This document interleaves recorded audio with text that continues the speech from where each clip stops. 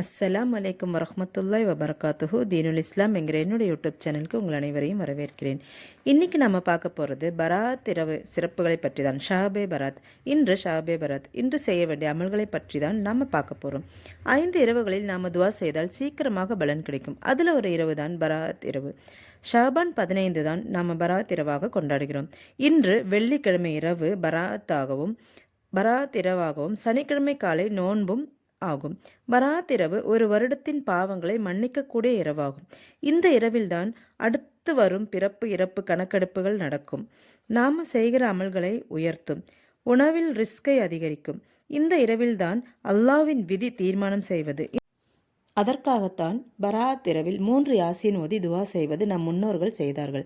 எல்லாவரும் கவனமாக ஒவ்வொரு யாசீன் ஓதும் போதும் பிரத்யேகமாக நியத் செய்ய வேண்டும்.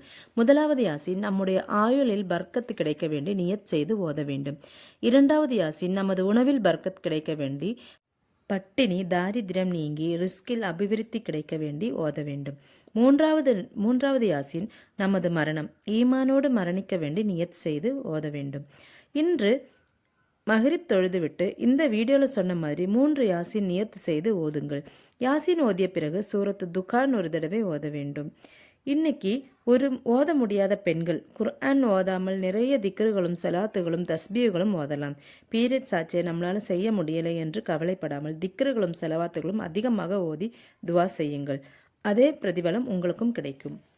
பீரியட்ஸ்னால் ஓத முடியாத பெண்கள் இந்த திக்ரை ஓதலாம். யா ஹையு யா கையும் பிரஹ்மத்திக அஸ்தஈஸ் என்று 100 தடவை ஓதலாம். இல்லை அதுக்கு மேலேயும் உங்களால் ஓத முடியும்னா ஓதுங்க. பெண்கள் இந்த திக்ரை ஓதலாம். இந்த இரவை பாழாக்காமல் அனைவரும் உபயோகப்படுத்தி கொள்ளுங்கள். இன்ஷா அல்லாஹ் நம்முடைய அமல்கள் எல்லாம் அல்லாஹ் ஏற்றுக்கொள்ளட்டும். ஆமீன். அஸ்ஸலாமு அலைக்கும் வரஹ்மத்துல்லாஹி வபரகாத்துஹு.